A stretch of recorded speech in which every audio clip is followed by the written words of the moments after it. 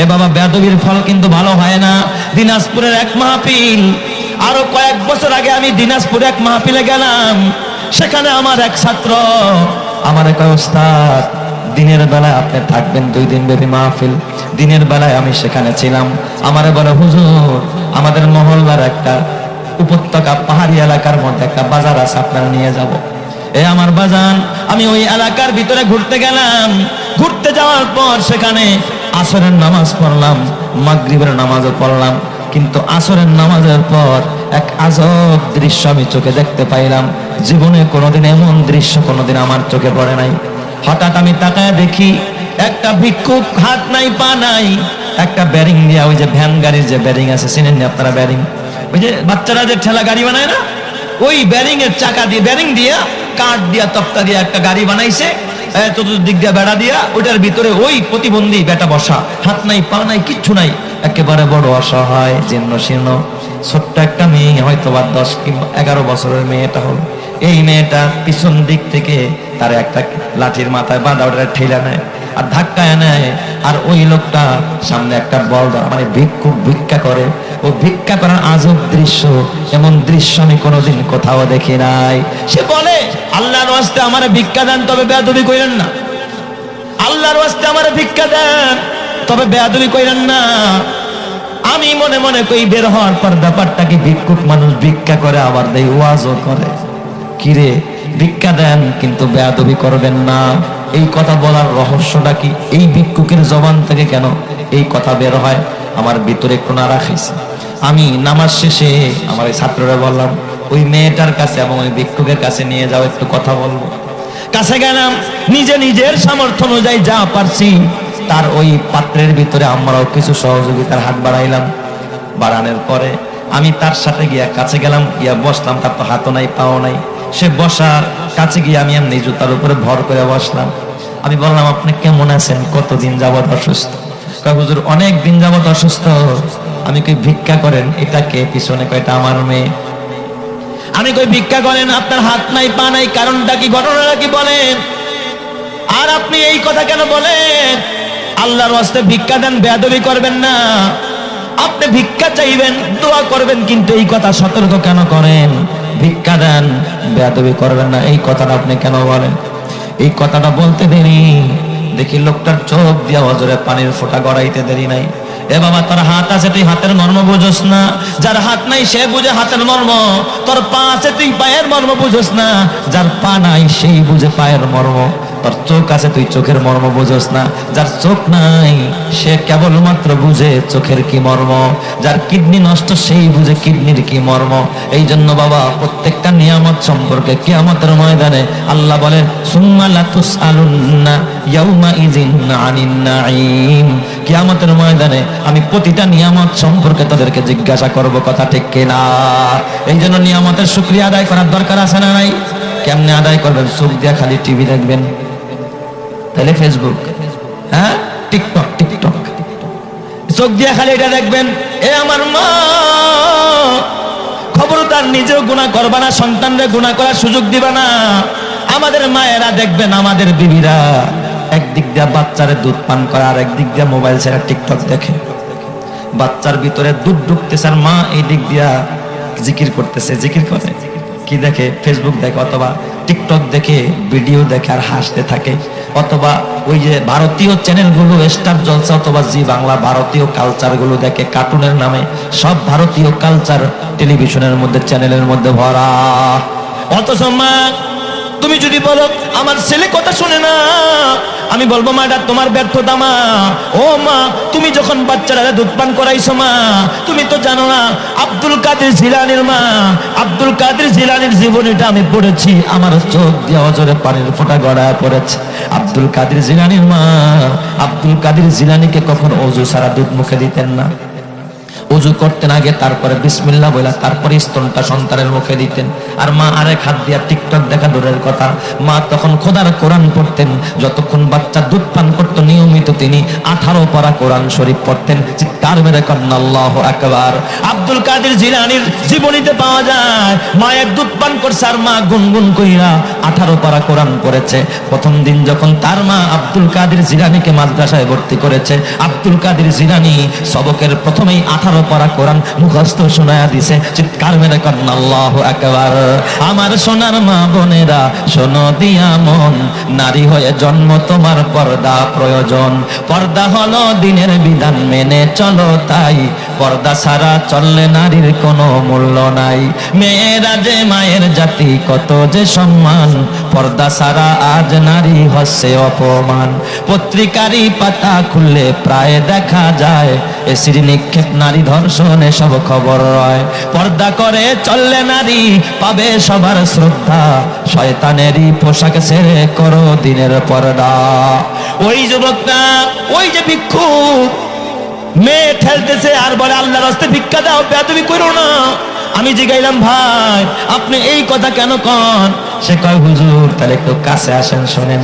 চোখ দিয়া দেখি পানি পড়ে, কাঁদতেছে। আমি কই কাঁদেন কেন? কয় হুজুর জীবনে এমন ভুল করেছি যেই ভুলের কোনো মাসুল নাই। আমি বললাম এমন ভুল কেন করলেন, কি ভুল করেছেন আমারে বলেন। কয় হুজুর আমার বাবা ছিল এলাকার একজন গ্রাম্য সালিশ, গ্রাম্য মাতুব্বর। হুজুর আমার বাবা ছিল আপনি এই যে যেই মসজিদে নামাজ পড়লেন, হুজুর এই মসজিদের একটা দীর্ঘকালীন সভাপতি ছিল আমার বাবা। হুজুর আমি ছিলাম একটা বখাটে সন্তান, এলাকার মধ্যে মদ খাইতাম, এলাকার ভিতরে জুয়া খেলতাম, এলাকার ভিতরে এমন কোনো অকারেন্স ছিল না আমি তা করি নাই। হুজুর আমার সামনে কেউ কথা বলতে পারতো না, আমি অ্যাকশন নিয়ে নিতাম। রাতের বেলায় কারো ঘর দুয়ার ঠিক থাকতো না, আমি সব জায়গায় গিয়ে হাত লাগাইতাম। হুজুর আমার মতো উল্টা পাল্টা কাজ এই সমাজের কেউ করে নাই। হুজুর একদিন শুনলাম আমার একটা অন্যায়ের কথা, আমি একদিন এক বুড়া মানুষের সাথে বেয়াদবি করেছি। ওই বুড়া এই মসজিদের ইমাম সাহেবের কাছে গিয়া, খতিব সাহেবের কাছে গিয়া বিচার দিছে। আমার নাম বলে নাই, বললে ইমাম সাহেব ওইভাবে বয়ান করতো না। ইমাম সাহেবের অন্যভাবে বুঝাইছে। ইমাম সাহেব ওই বিষয়টা নিয়ে খুব জোরালো ভাবে বয়ান করছে। এই বয়ান করার কারণে আমার কানে খবরটা চলে আসছে যে আমার বিরুদ্ধে এত বড় কথা। হুজুর আমি তখন ওই মসজিদ থেকে জুমার নামাজের পর মুসল্লিরা যখন বের হয়, আমাদের ইমাম সাহেব যখন বের হয়, হুজুর আমার রক্ত গরম, আমার বাবার ক্ষমতা আছে। আমি গিয়ে অমনেই ডান হাত বাড়ায়া আমার ইমামের গালে আমি জোরে এক চর মেরে বসেছি। হুজুর আমার ইমাম সাহেব ছিল একজন বুড়া মানুষ, দাড়িওয়ালা মানুষ। হুজুর আমি যখন চর দিয়েছি, ইমাম সাহেব লজ্জায় আবার মসজিদের মধ্যে ঢুকে গেছে। কাউরে বিচার দেয় নাই, কিছু বলে নাই। মসজিদের দুই কামি দেখছি ইমাম সাহেবরে মোনাজাতে কাঁদতে দেখছি। এরপর থেকে আমার অন্তরের মধ্যে ভয় ঢুকছে।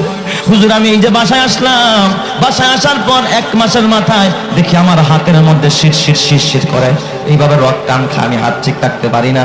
ডাক্তারের কাছে গেলাম, ডাক্তার কয় ক্যান্সার হয়ে গেছে, এখন হাতের মধ্যে আছে, হাত না কাটলে এই ক্যান্সার গোটা দেহে ছড়িয়ে যাবে, মারা যাবে। কয় হুজুর এরপর আমার বাবা সিদ্ধান্ত নিল, কিছু জায়গা বিক্রি করলো, আমার হাত কাটলো। আমার এই হাত ভালো হতে না হতে দেখি আমার আরেক হাতে একই সমস্যা।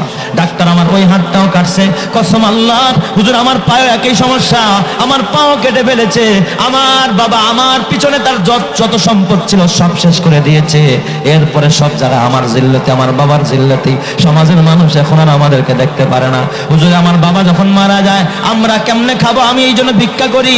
তো আমার এই বেয়াদবির ফসল, আমি ওস্তাদের সাথে ইমামের সাথে বেয়াদবি করেছি, যার কারণে আমার এই ফসল। কয় হুজুর এই কাজ যেন কেউ না করে, তার পরিণতি যেন এমন না হয়, এই জন্য আমি ভিক্ষা করতে গিয়া বলি বাবা ভিক্ষা দে, কিন্তু বেয়াদবি করিস না।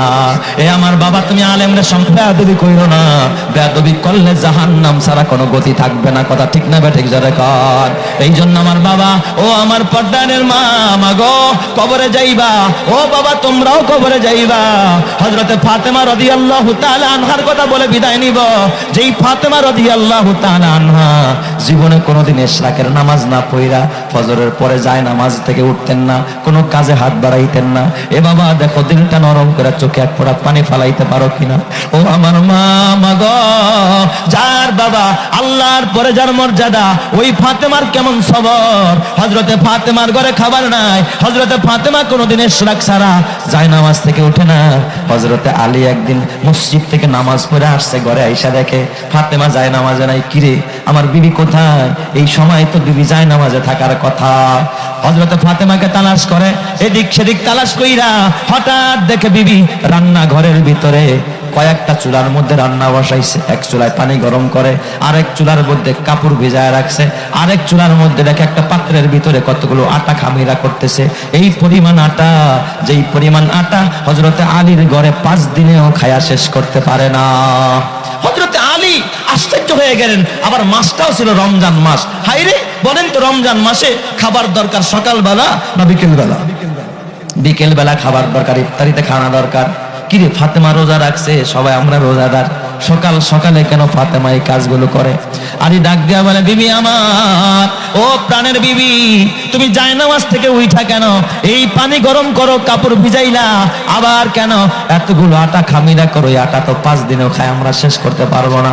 কথাটা জিজ্ঞাসা করার সাথে সাথে হযরতে ফাতেমার চোখ দিয়া হযরে পানির ফোঁটা গড়াইতেছে, ফাতেমা কাঁদতেছে। হযরত আলী বললেন, মা ইউবকিকা ইয়া ফাতেমা, ও ফাতেমা, কোন জিনিস তোমার কাঁদায়? হযরত ফাতেমা ডাক দিয়া বলে, স্বামী আমার, দুনিয়ার সকলের কাছে কথা লুকাইলেও আপনার কাছ থেকে কোনোদিন লুকাইতে পারে না, আপনি আমার স্বামী। কয়, বলো কি ঘটনা? কয়, স্বামী গো, তাহাজ্জুদের পর সাহারি খাইছি, রমজান মাস। সাহারি খায় যখন আমি ঘুমাইছি, আমি ঘুমের ঘরে স্বপ্ন দেখি আমার বাবা দোজাহানের নবী আমার মাথার কাছে এসে বসছে। আমার বাবা তার ডান হাতটা 5 আঙ্গুল আমার কপালের মধ্যে দিয়া, আমার কপালে হাত দিয়ে আমার বাবা আমার ডাক দিয়া কয়, ফাতেমা, ও মা, রোজা রাখছস দুনিয়ায়, সাহারি খাইছস দুনিয়ায়, কিন্তু মারে আজকের ইফতারটা দুনিয়ায় করতে পারবি না। আজকের ইফতারটা হবে তোর বাবার সাথে খোদার জান্নাতে। চিৎকার মেরে কন্না আল্লাহু আকবার। তার মানে, ও স্বামী, আমার বাবার স্বপ্ন তো মিথ্যা নয়, আমি আর বাঁচবো না, আজকে আমার মৃত্যুর দিন। আমার বাবা কইছে ইফতারি হবে আমার বাবার সাথে জান্নাতে।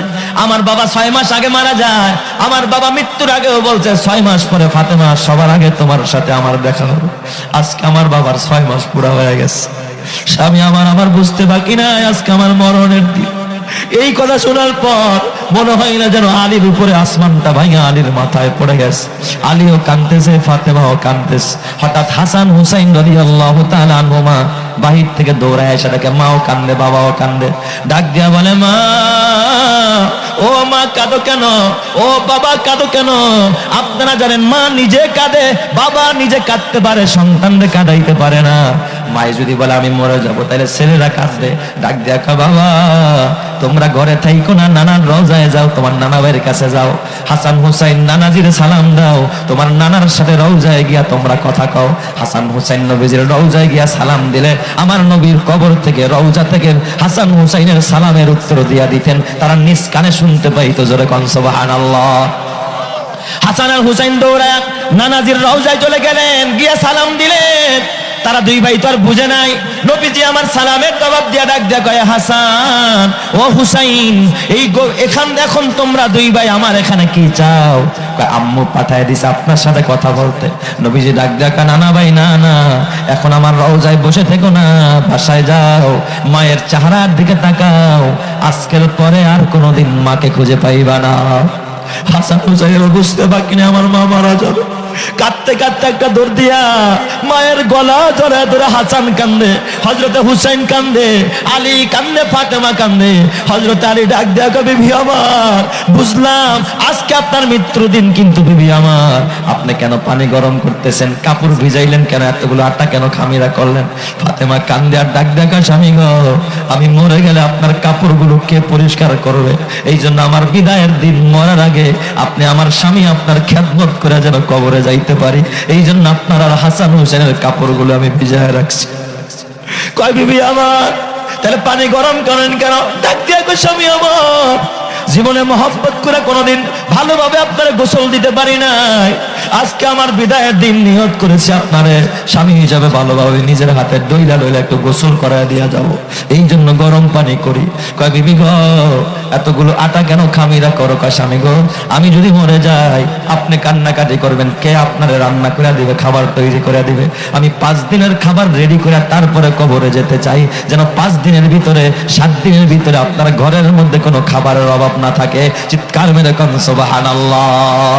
ও আমার মায়েরা, হযরতে ফাতেমা এই কাজগুলো করতে দেরি, জোহরের পর শরীরটা গরম হয়ে গেছে, জ্বর আইসা গেছে, ফাতেমা দাঁড়াইতে পারে না।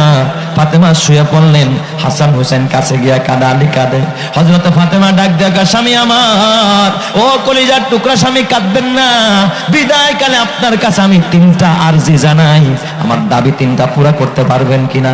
কয় বিবি গো বলো তোমার এমন কি দাবি? কয় আমার এক নম্বরের দাবি হলো আমি যদি মরে যাই আপনার খেদমতের কোনো মানুষ থাকবে না, আপনি একটা পছন্দ মতো বিবি ঘরে আনবেন, আমি অনুমতি দিয়ে গেলাম, যেন আপনার কষ্ট না হয়, আপনার সেবায় কোনো ত্রুটি না হয়, আমি অনুমতি দিয়ে গেলাম, একটা বিবি আপনি ঘরে আইনা নেবেন।